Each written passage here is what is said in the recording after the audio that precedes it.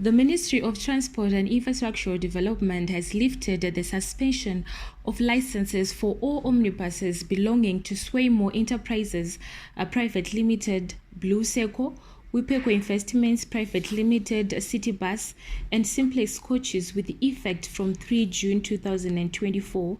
The operating licenses were revoked because they breached the terms and conditions of their operating licenses by operating public service vehicles without valid motor and passenger insurances. The Minister of Transport and Infrastructure Development, Honorable Felix Tapiwa-Mona, speaking to the press today, said that the bus operators are now compliant to the road statutory laws, and going forward they'll be placed on a compliance monitoring program.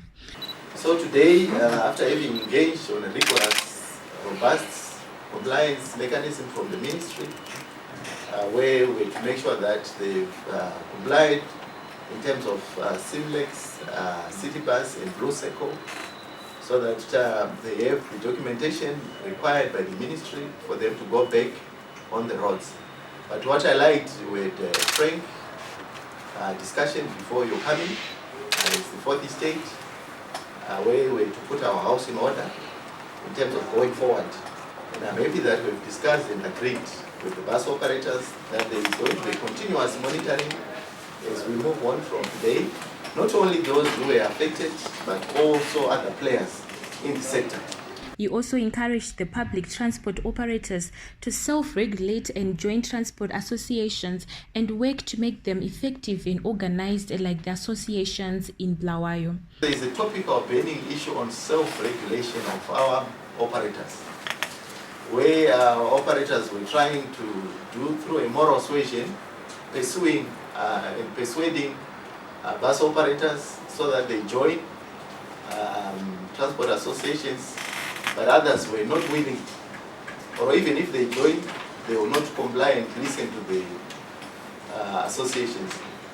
And a good example, we've got transport associations who are more organized in Bulawayo. And we're saying to those transport operators in Harare, why can't you exchange notes and see how they are managing? Well behaved in terms of their operations.